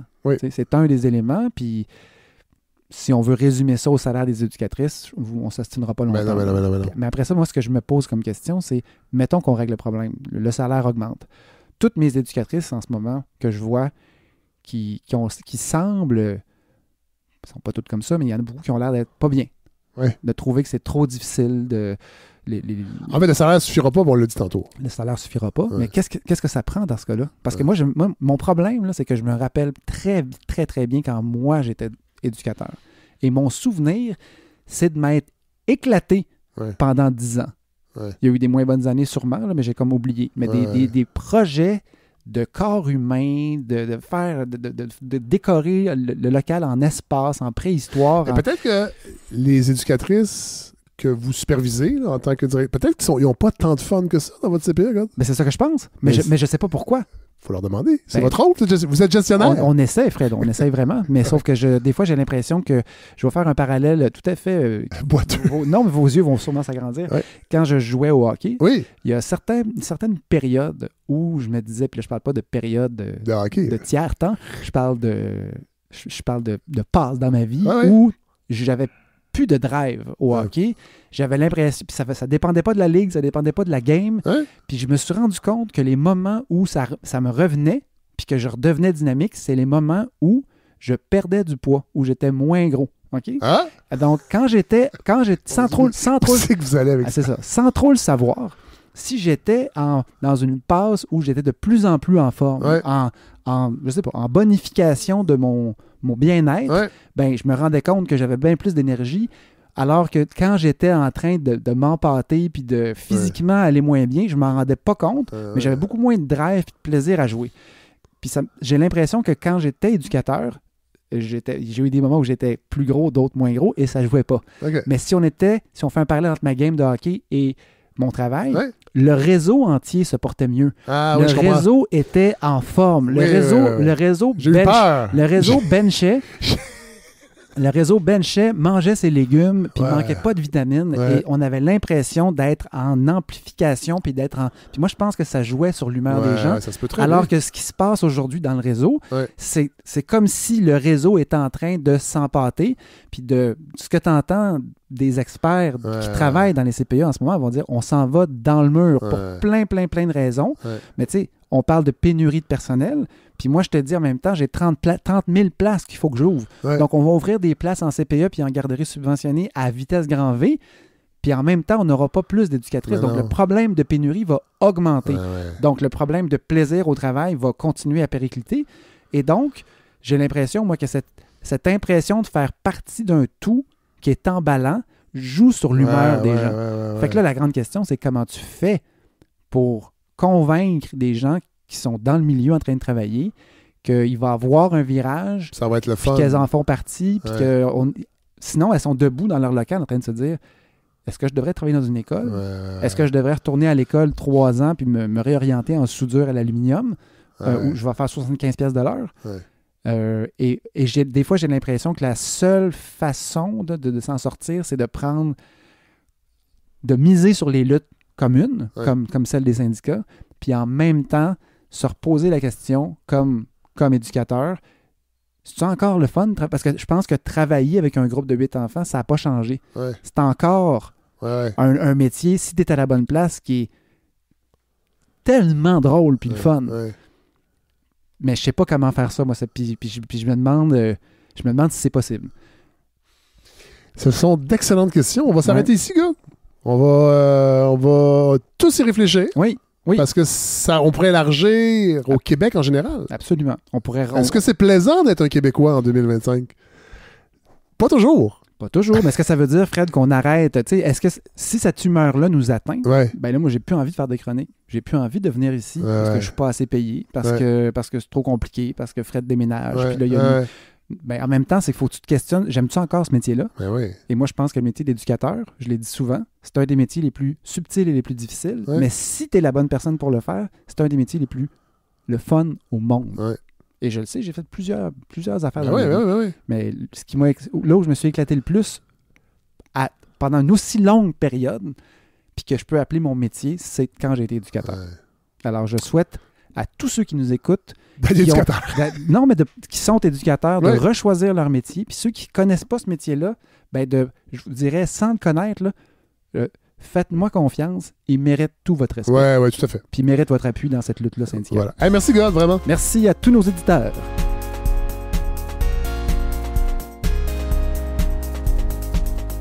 Alors voilà ce qui conclut ce 21e épisode. Je vous l'avais dit que le segment des CPE, ça allait être intéressant. Je sais qu'on en parle, c'est pas la première fois qu'on en parle ici, mais c'est tellement important, c'est tellement central. Évidemment, je le vis, j'ai un enfant, j'en ai eu 2 en fait, dans le réseau.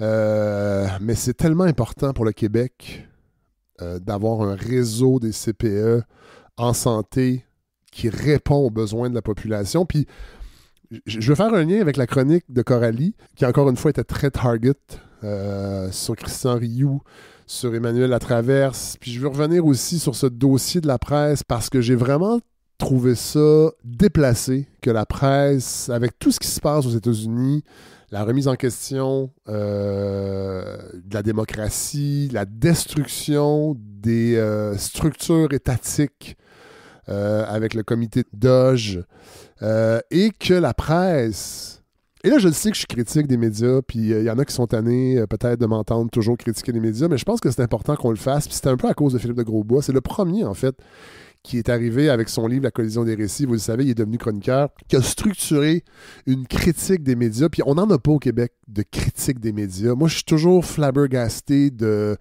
l'espèce de côté mafia, puis je le dis pas péjorativement, comment on peut parler de mafia sans que ce soit péjoratif, mais les médias se critiquent jamais entre eux, ou à peu près pas. Puis là, cette semaine, Québécois qui emprunte une bande FM qui n'a même pas été attribuée à Québécois, c'est-à-dire la faillite de Weekend, donc ça appartient à Leclerc Communication, qui loue, je veux dire, ils contournent la loi et ils se servent de cette tribune-là pour faire du vélo-bashing à cœur de jour, puis c'est pas, je dirais que c'est pas ce qu'il y a le plus problématique à Québécois, à Cube Radio, entre autres. Tu sais, je veux bien là, la pluralité des voix, mais il y a une critique à structurer au Québec par rapport aux médias pour qu'ils se sentent surveillés, qu'on lâche un peu l'espèce de mythologie du quatrième pouvoir. Puis François Cardinal, entre autres, le rédacteur adjoint, l'éditeur adjoint de la presse, est beaucoup là-dessus.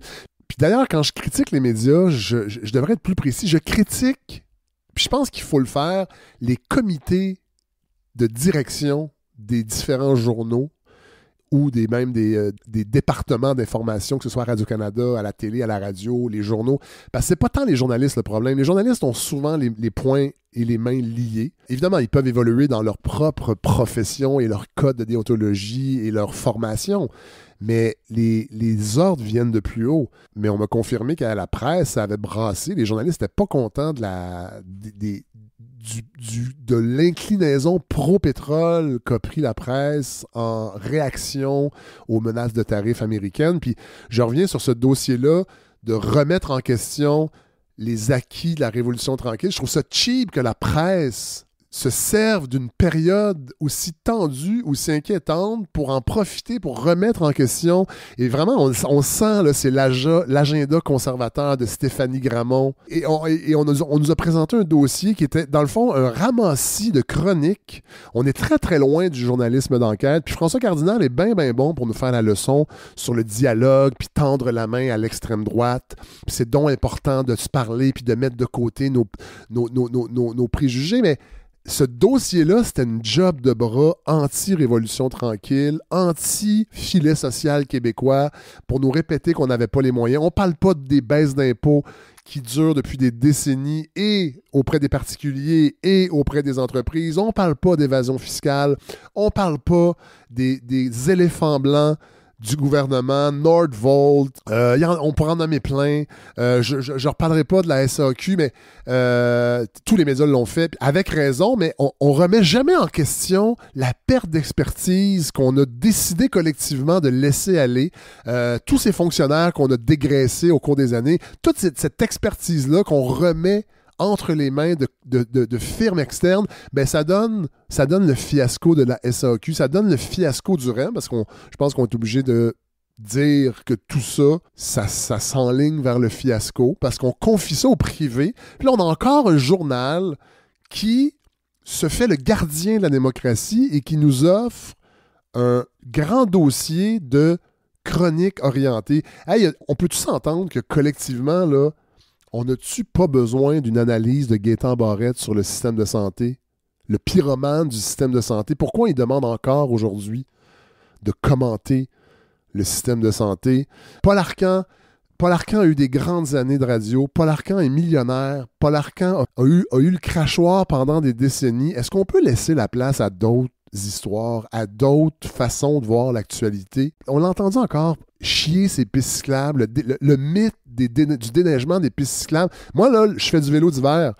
J'ai entendu toute la marde à Québécois cette semaine qui s'est dit sur les pistes cyclables en hiver.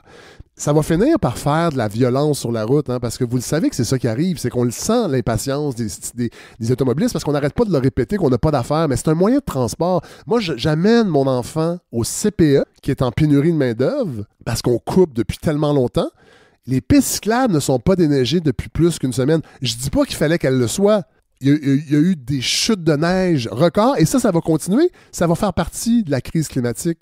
Je dis pas qu'il fallait qu'elles le soient, mais on peut arrêter de dire qu'elles sont déneigées? Elles sont pas déneigées. Je peux même pas prendre mon vélo.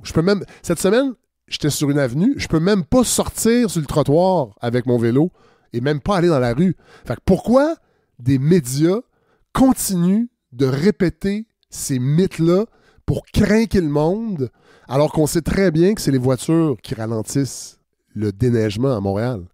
Il y en a trop de chars. J'en peux plus. J'entendais encore Soraya Martinez-Ferrada, la candidate d'Ensemble Montréal, à la journée est encore jeune. J'ai entendu un extrait sur Blue Sky qui répète encore des mythes que c'est même pas vrai que les stations Bixi sont déneigées. Personne ne la remet à sa place.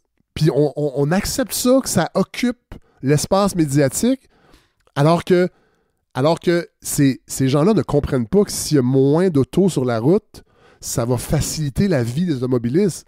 On n'accepte pas que des gens décident d'avoir un autre moyen de transport que la voiture, puis quand ils se tournent vers le transport collectif, une fois sur deux, ça marche pas parce que c'est soit sous-financé ou confié à la caisse de dépôt qui visiblement avait pas l'expertise pour faire un train de banlieue qui fonctionne.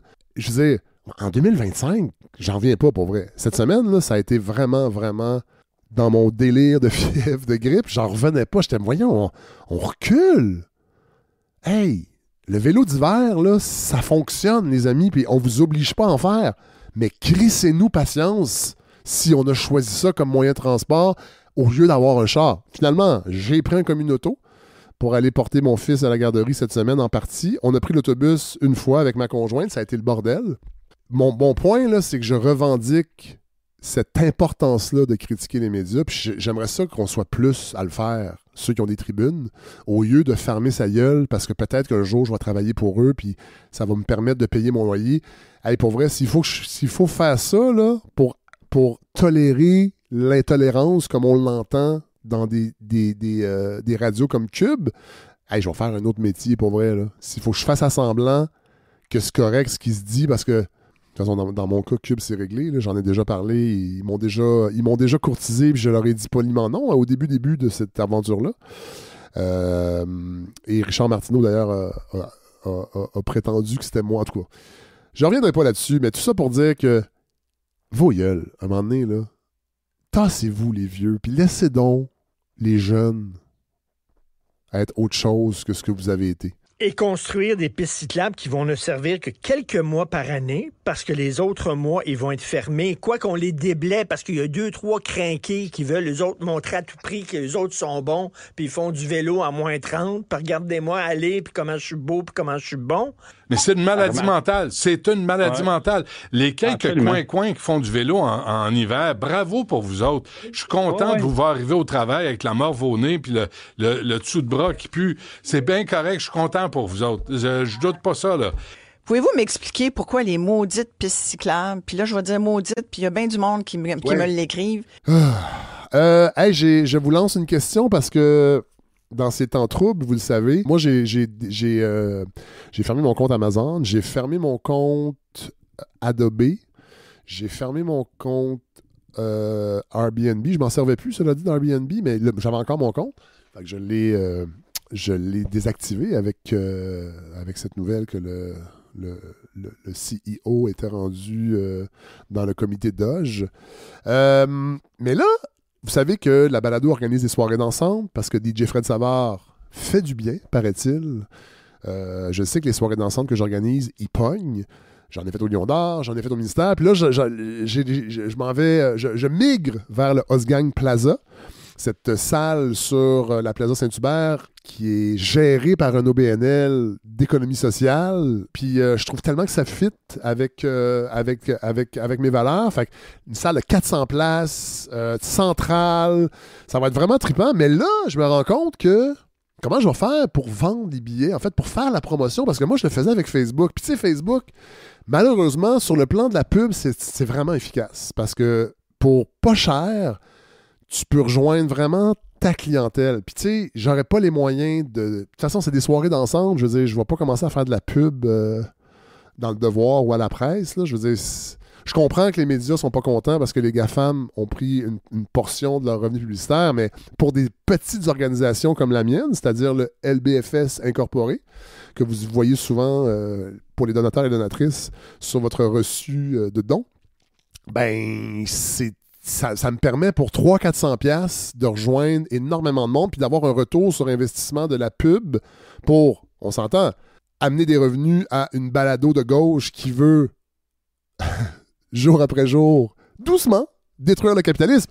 Je me disais, hey, qu'est-ce que je fais avec ça, là, avec tous ces boycotts? Est-ce que j'achète de la pub sur Facebook et sur Instagram qui me permet de remplir ma salle? Puis, tu sais, on s'entend, ça me fait du bien aussi d'être DJ dans ces soirées-là parce que je danse pendant 6 heures. Les gens sont là, les gens sont contents, les gens veulent danser, ça leur fait du bien. Fait que je vous lance la question, comment vous percevriez le fait que DJ Fred Savard achète de la pub en pleine guerre commerciale avec les États-Unis, achète de la pub sur Facebook pour remplir sa salle, pour aller chercher une partie des revenus. Évidemment, c'est pas mon revenu principal, mais reste que dans le LBFS incorporé, les soirées d'ensemble, c'est un 20% à peu près des revenus annuels des activités des 2 balados.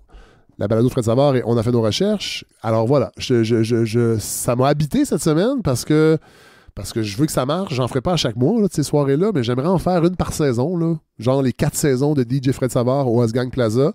La prochaine est le 12 avril. Les billets sont pas encore en vente, mais je me dis comment je fais pour... Parce que les algorithmes font en sorte, sur Facebook, t'as beau créer un événement, t'as beau l'annoncer, t'as beau faire des vidéos sans acheter de pub, tu rejoins pas grand monde. Moi, j'ai un groupe de 417 personnes juste pour les soirées d'ensemble de DJ Fred Savard. Quand je fais une publication là-dessus, puis c'est un groupe, là, c'est un groupe public, je rejoins des fois 60 personnes.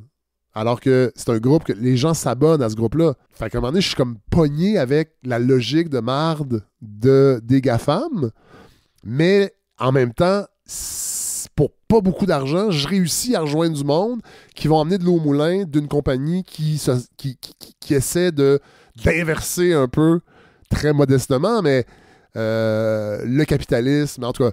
Alors, je vais avoir je vous pose encore la question. Est-ce que je suis un traître à la nation canadienne? Que je me crisse un peu, en fait, dans l'absolu. Là.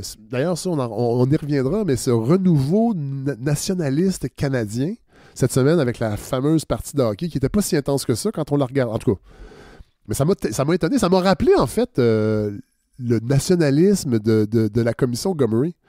Ouais, j'étais comme, hey, on a-tu oublié que troquer un nationalisme québécois pour un nationalisme canadien, on est toujours bien dans le nationalisme. En tout cas, ça sera peut-être l'objet d'un autre segment, mais je vous pose ces questions-là. Et parlant des GAFAM, on va se laisser en musique. J'ai repensé à cette chanson de Nicolas Ciccone qui s'appelle GAFA, G.A.F.A. GAFA, sur son album Gratitude, paru en 2021. Puis je me rappelais de cette chanson-là, puis je vais vous l'offrir encore pour qu'on s'en inspire pour la réflexion que je vous propose. Et vous allez voir, c'est une étrange chanson. Alors voilà, on se quitte donc sur Nicolas Ciccone, et je vous souhaite une excellente semaine, puis écrivez-moi pour m'aider à bien vivre avec mes principes, et pour qu'en même temps on puisse danser à plusieurs centaines ensemble, qu'on ait vraiment beaucoup, beaucoup de plaisir. Voilà. Bonne semaine tout le monde.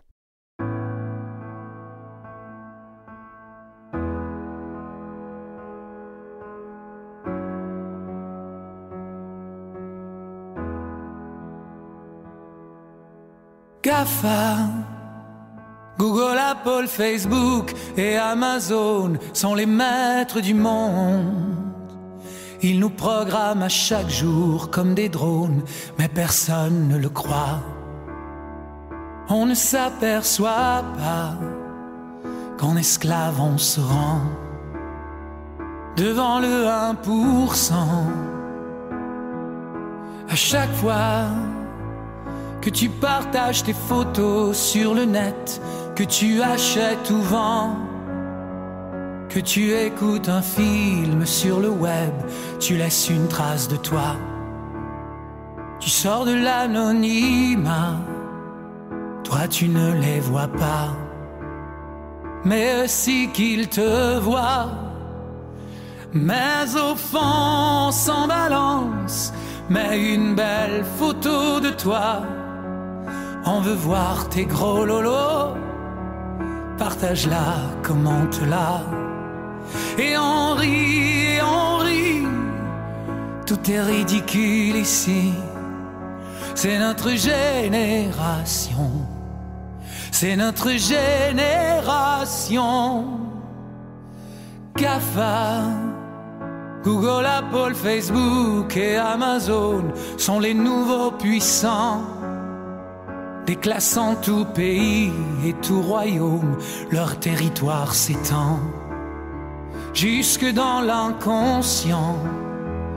Leurs armées se composent des cœurs de nos enfants. À chaque fois que l'on ferme un journal ou une radio, qu'on banqueroute une boutique, un cinéma ou un marchand de mots, on se radicalise, on s'individualise, on se soumet lentement, on s'isole tout doucement. Mais au fond, sans balance, mets une belle photo de toi. On veut voir tes gros lolos, partage-la, commente-la. Et on rit, tout est ridicule ici. C'est notre génération, c'est notre génération.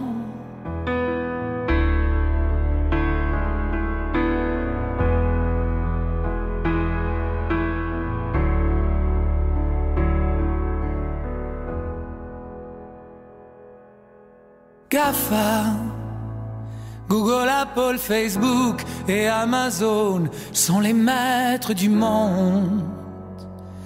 Ils nous programment à chaque jour comme des drones, mais personne ne le croit. On ne s'aperçoit pas qu'en esclave on se rend devant le 1%. Mais au fond, sans balance, mets une belle photo de toi. On veut voir tes gros lolos, partage-la, commente-la. Et on rit, tout est ridicule ici. C'est notre génération, c'est notre génération. GAFA.